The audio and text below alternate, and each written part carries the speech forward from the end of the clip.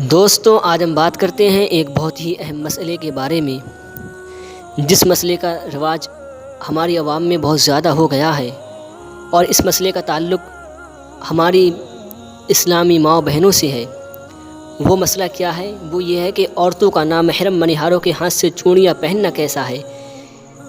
دیکھیے، یہ حرام کاری کافی رائج ہو گئی ہے، لہٰذا عورتوں کو منیہاروں کے ہاتھ میں ہاتھ دے کر چوڑیاں پہننا سخت حرام ہے، بلکہ اس فعل میں دو حرام ہیں، ایک غیر مرد کو ہاتھ دکھانا اور دوسرا اس کے ہاتھ میں ہاتھ دینا۔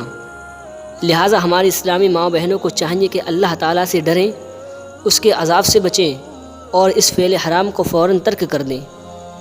انہیں چاہیے کہ وہ بازار سے چوڑیاں خریدوا لیا کریں اور گھر میں یا تو عورتیں ایک دوسروں کے پہنا دیں یا گھر والوں میں سے کسی محرم سے پہن لیں یا شوہر اپنی بیوی کو پہنا دیں، تو اس طریقے سے وہ گناہ سے بچ جائیں گی۔ اور وہ مرد بھی سن لیں جو مرد اپنی عورتوں کو منیہاروں سے چوڑیاں پہنواتے ہیں یا اس سے منع نہیں کرتے، وہ بہت بڑے بے غیرت اور دیوس ہیں۔ سیدی اعلیٰ حضرت علیہ رحمت و رضوان اس مسئلے کے متعلق فرماتے ہیں: حرام حرام حرام، ہاتھ دکھانا غیر مرد کو حرام، اس کے ہاتھ میں ہاتھ دینا حرام۔ جو مرد اپنی عورتوں کے ساتھ اسے روا رکھے یعنی جائز رکھے، وہ دیوس ہے۔